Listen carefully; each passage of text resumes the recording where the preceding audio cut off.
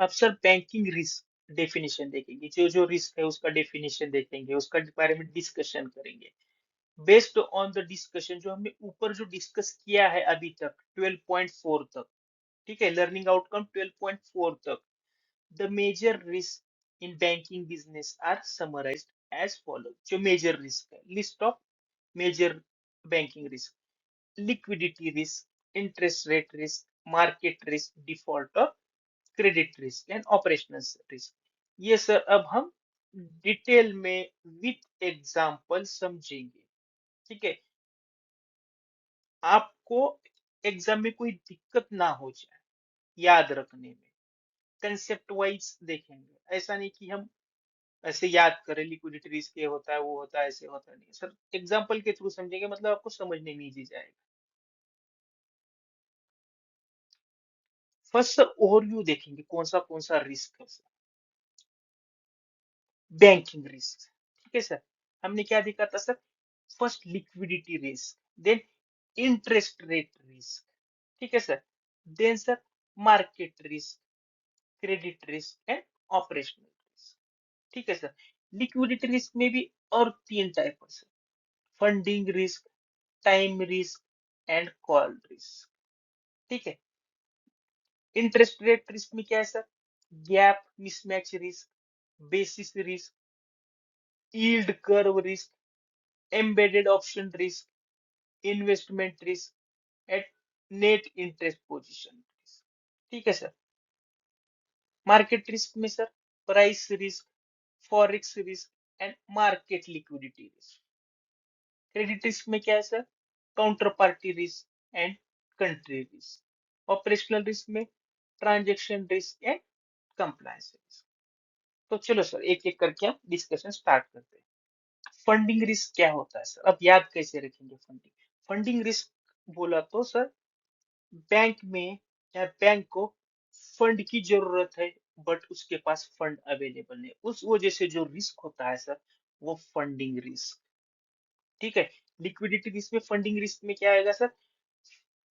Suppose unanticipated withdrawal of deposits, non renewal of deposits, wholesale and retail, premature closure of term deposit, ठीक है।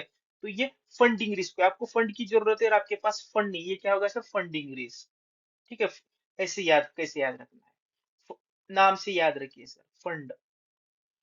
Time, time risk, time risk में क्या होता है sir? आपका जो पैसा आने वाला है लोन से वो टाइम पे ना आ जाए। Performing assets turning into NPA, NPA तो आपका पैसा नहीं आ रहा है सर टाइम पे, ये होगा sir time risk. Performing assets turning into NPA, borrowers not repaying EMIs on due date, ये टाइम पे पैसा नहीं आ रहा है सर, ये टाइम रिस्क हो गया। फंडिंग रिस्क फंड का रिस्क है, टाइम टाइम पे पैसा नहीं आ रहा है वो टाइम रिस्क होगा sir. Call risk, sir call आ गया मुझे, कॉल किस लिए सर?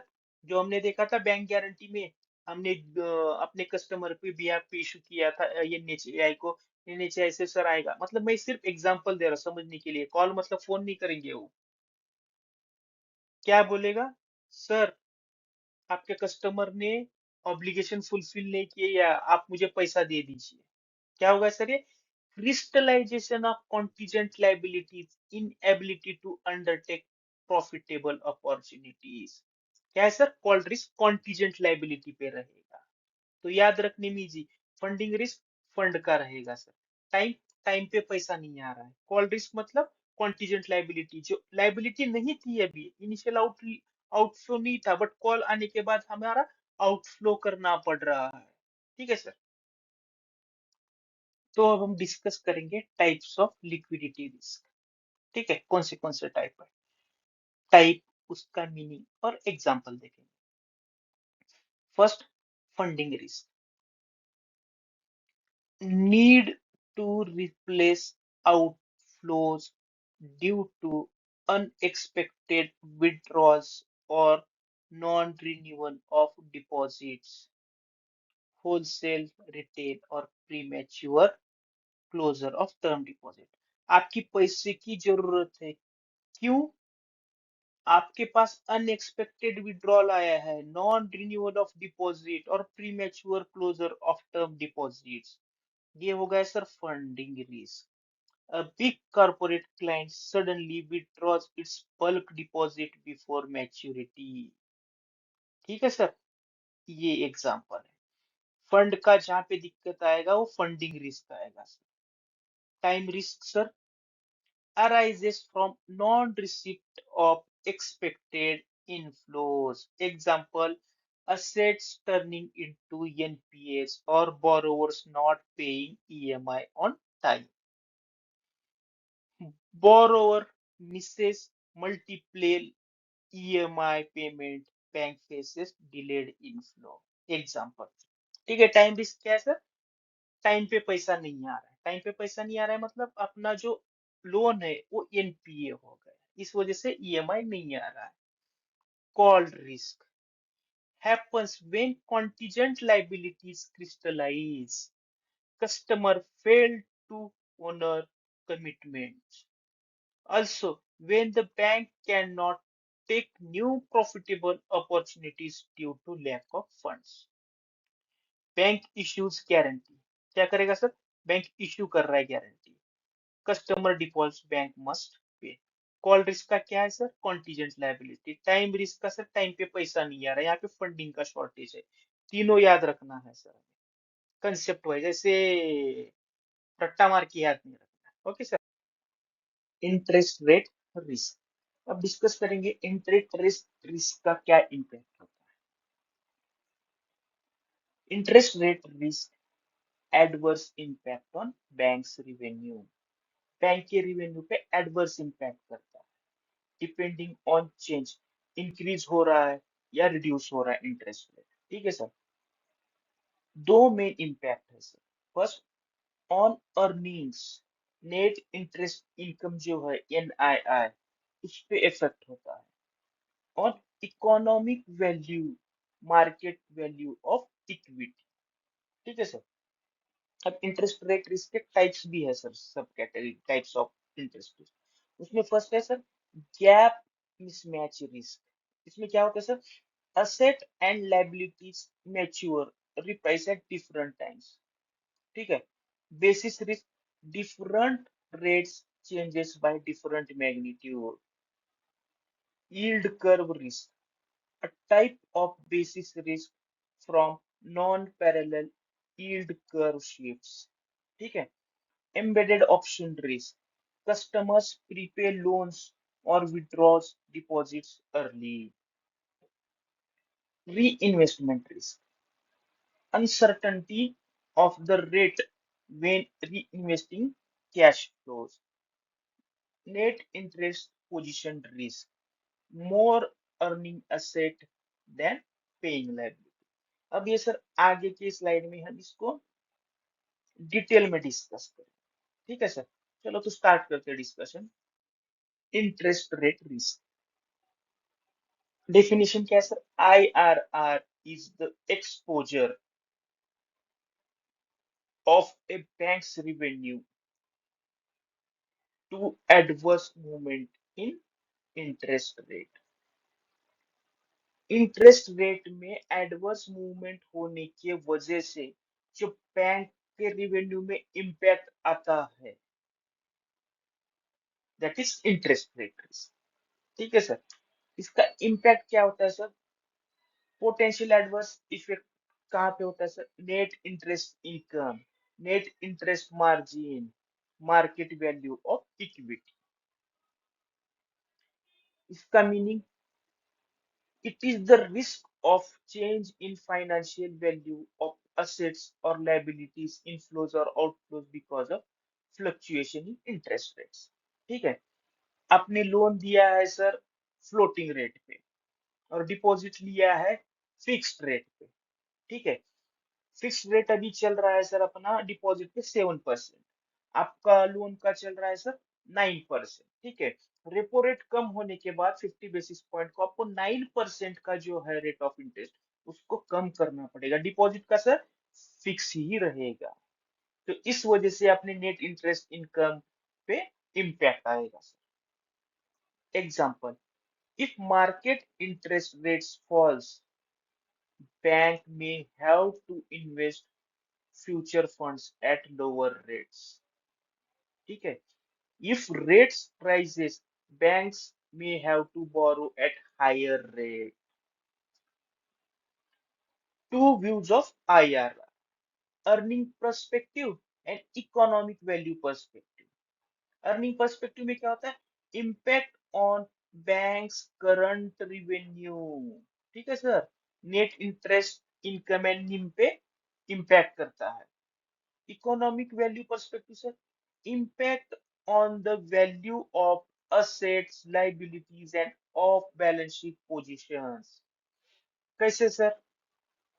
बैंक का कुछ इन्वेस्टमेंट रहता है सर, ट्रेजरी बिल्स में, टी बिल्स में, आपका डेरिवेटिव्स में जो रहता है, उसमें इंटरेस्ट रेट बहुत इम्पैक्ट करता है.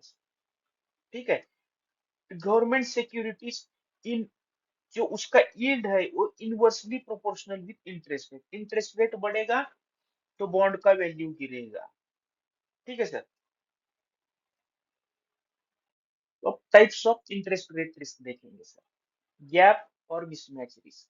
Now, gap or mismatch risk arises when a bank holds assets, liabilities, or off-balance sheet items with different principals amount, maturity date, and pricing dates. ये रिस्क कब अराइज होता है सर? जब आपका asset and liability जो है वो different है सर. उसका डिफरेंट क्या है sir? Principal amount, maturity date and pre pricing date. ठीक है sir. This mismatch creates exposure to unexpected change in market interest rates. ठीक है सर. एग्जाम्पल देखेंगे. A bank gives a loan asset maturity 2 years at a fixed rate. ठीक है sir. 2 साल के लिए लोन दिया है फिक्स रेट से. ठीक है. This is funded by liability maturing 6 months like deposit. ठीक है. डिपॉजिट से लोन दे दिया sir. After 6 months the liability gets repriced, renewed at a new rate. ठीक है. अपना डिपॉजिट कितना है सर? 6 महीने, 6 मंथ्स के लिए. But after 6 months deposit close भी हो सकता है, या रिप्राइस हो सकता है, रिन्यू हो सकता है उस टाइम के रेट ऑफ इंटरेस्ट के हिसाब से. The asset remain fixed but liability cost may go up or down. इसका रिजल्ट क्या होगा sir? Net interest income varies. ठीक है.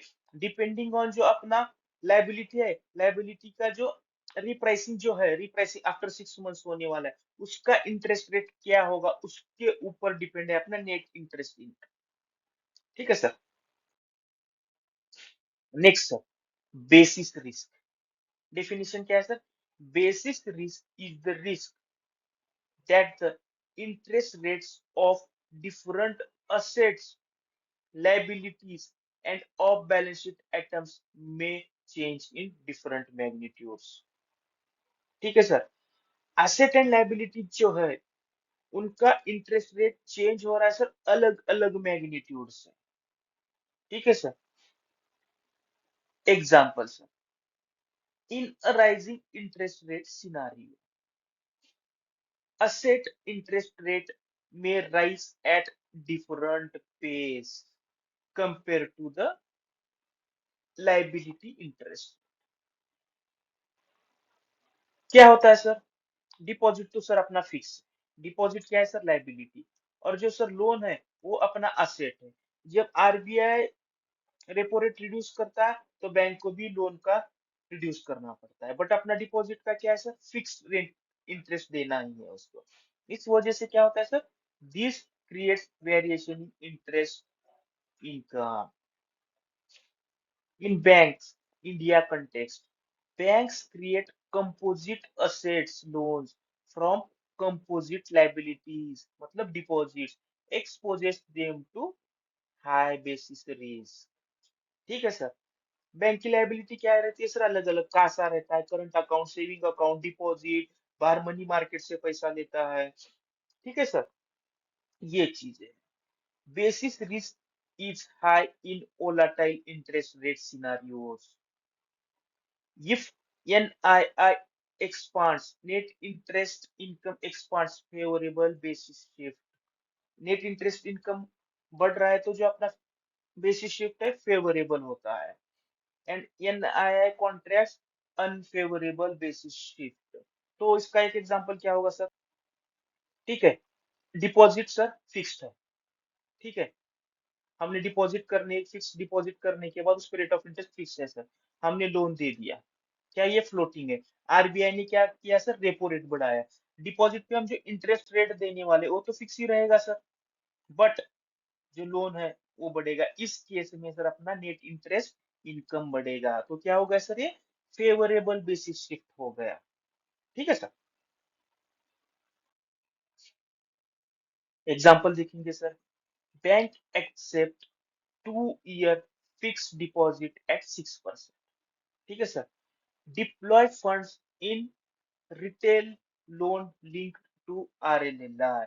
रिटेल लोन में फंड डिप्लॉय किया मतलब लोन दिया है, depend on RLLR. Loan given for 2 years, deposit भी 2 साल का है, लोन भी 2 साल का है। रेपो क्या चल रहा है सर? 4% चल रहा है, 4, और अपना मार्जिन 4%, 8% हो गया। तो सर मार्जिन कितना मिल रहा है? 2%। जो लोन का रेट ऑफ इंटरेस्ट है 8% माइनस ये 6%, मेरा नेट इंटरेस्ट इनकम कितना हो गया sir? 2%।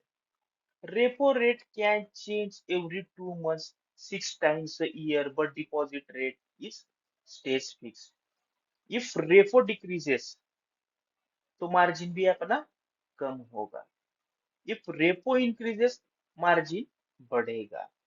This variation in margin due to different movement of rates is called basis risk. ठीक है sir, in short basis risk, different rates asset versus liabilities move unequally causes fluctuation in net interest income। अब next type देखेंगे sir, yield curve risk definition। In a floating interest rate scenario, banks may price assets and liabilities based on different benchmarks like treasury bills, fixed deposit rates, call money rates, MIBOR। ठीक है sir, यहाँ पे क्या कर रहा है sir bank? Assets and liabilities के लिए जो बेंचमार्क है, अलग अलग बेंचमार्क यूज कर रहा है, कहीं पे टी बीज, कहीं फिक्स डिपॉजिट रेट्स, कहीं पे कॉल मनी, कहीं पे माइबोर। When banks use instruments with different maturities for pricing, any non-parallel movement in yield curve affects net interest income। ठीक है सर, नॉन पैरेलल मूवमेंट मतलब दोनों डिफरेंट जो अलग अलग बेंचमार्क रेट है वो एक ही साथ मूवमेंट या एक ही मैग्नीट्यूड में मूव नहीं होते, उस वजह से एनआईआई अफेक्ट करेगा। की points, yield curve movements are frequent, hence bank must evaluate the impact on portfolio values and incomes। Yield curve risk is actually a type of basis risk since it arises from different maturity benchmark of assets and liabilities। Example देखेंगे sir, liability rise at link 91 day TB. ठीक है sir, हमने liability raise किया है sir, उसका link किससे किया है सर? 91 डेज टी बिल को। और जो असेट है, जो लोन दिया है, funded at rate link 364 day T bill. In a rising interest rate scenario, both 91-day and 364-day T-bill rates may rise but not equally, non-parallel. This difference creates variation in interest earned। Sir हम जब deposit लेते हैं, अपने deposit में भी क्या है sir bank का पॉलिसी, जिसका कम डेज के लिए रहेगा उसको रेट ऑफ इंटरेस्ट कम मिलेगा। तो सेम है सर यहाँ पे भी। ठीक है, जब आपने लाइबिलिटी कम डेज में लिंक किया है, जो बेंचमार्क रेट है वो कम डे वाला है, असेट जो है हाई डेज वाला बेंचमार्क है, तो इंटरेस्ट रेट इक्वली चेंज नहीं होता। ठीक है, उस वजह से इंटरेस्ट रेट पे इम्पैक्ट होगा। In short, yield curve risk non parallel shifts in interest rate benchmark different maturities cause change in NII। Benchmark क्या बोला सर? डिफरेंट मैच्योरिटीज का 91 and 360। Next sir, embedded option risk definition: significant changes in market interest rates creates a risk to banks profitability because they encourage customer to exercise option embedded in financial products। हमने कोई product दिया है, मतलब suppose कोई option दिया है interest rate में, early payment या कोई डिपॉजिट विड्रॉल कर लिया, तो सपोज रेट ऑफ इंटरेस्ट बढ़ गया, ठीक है सर, डिपॉजिट वाले क्या करेंगे सर? डिपॉजिट को प्री मैच्योर क्लोज करके लोअर इंटरेस्ट वाला हायर इंटरेस्ट रेट में डिपॉजिट करेंगे। ठीक है, जैसे अपना कॉलेबल डिपॉजिट बैंक में और non callable deposit, non callable में क्या होता है सर? आपको मैच्योरिटी तक रखना पड़ता है। ठीक है, sources of risk: prepayment of cash credit, demand loans and term loans, call put option exercised on bonds or debentures, premature withdrawal of term deposit before maturity। Impact क्या होगा सर इसका? The faster and larger the changes in interest rate, the higher the embedded option risk for banks, result in reduction in projected cash flow, decline in income। ठीक है sir, embedded option risk: customer change behavior, prepay loans, withdraw deposits early, exercise option due to interest rate movement, reducing bank's cash flow and income। Reinvestment risk definition क्या है sir? Reinvestment risk is the uncertainty about the interest rate at which future cash flows can be reinvested।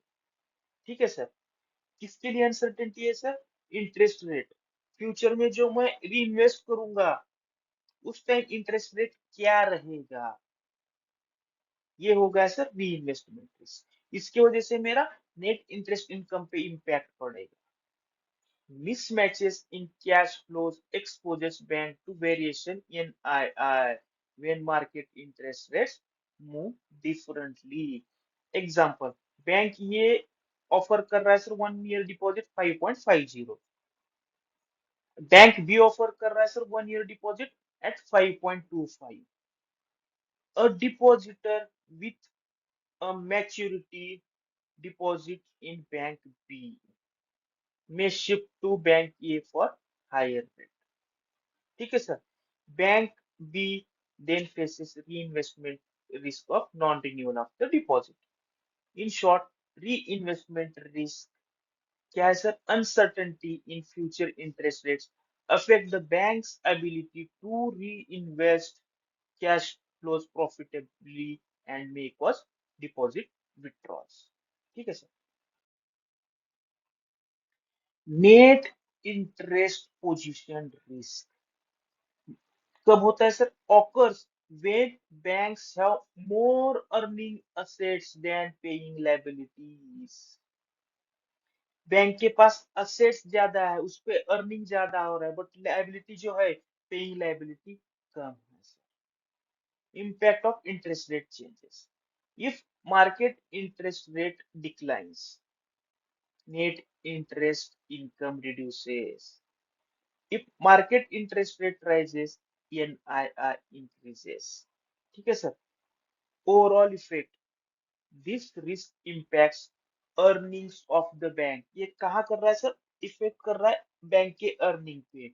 Economic value of banks assets and abilities, of balance sheet exposures positions, in short net interest position which when earning asset exceeds paying liabilities, change in interest rate affects bank's income and value. Easy trick to remember. Sir इतने सारे risk exam में कैसे याद रखेंगे? ठीक है sir, थोड़ा नाम से हम उसको ट्राई करेंगे सर, कोशिश करेंगे कि वो याद रहे। Interest rate risk, banks money problem हुए, रेट चेंज। जब इंटरेस्ट रेट चेंज होता है तो बैंक के अर्निंग पे इम्पैक्ट होता है। सर गैप रिस्क क्या होता है सर? Timing mismatch. ठीक है, टाइमिंग मिसमैच क्या हो रहा है सर? हमने शॉर्ट टर्म के लिए बोरो किया है, लॉन्ग टर्म के लिए लेंड किया है। गैप रिस्क का क्या आएगा सर? टाइमिंग, टाइमिंग का जो गैप है short term and long term, वो होगा sir gap risk.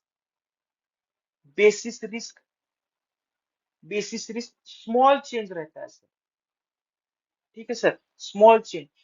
Rates move differently, interest rate जो है सर, इंटरेस्ट रेट वो डिफरेंटली मूव होता है। Loan rate fail versus deposit rate. ठीक है sir. Yield curve risk, benchmark जो हमने लोन को, जैसे हम आरएलएलआर लिया था, है आरएलएलआर है, वैसे हम 91 डेज का 364 का टीबीज का बेंचमार्क रेट यूज किया था सर। और ये दोनों बेंचमार्क क्या है सर? सेम बिहेव नहीं कर सकते। ठीक है sir. Short end and long end rate did not move together. Embedded option risk, customer surprise होता है। क्या होगा सर? लोन प्रीपे करेगा, डिपॉजिट क्लोज करेगा।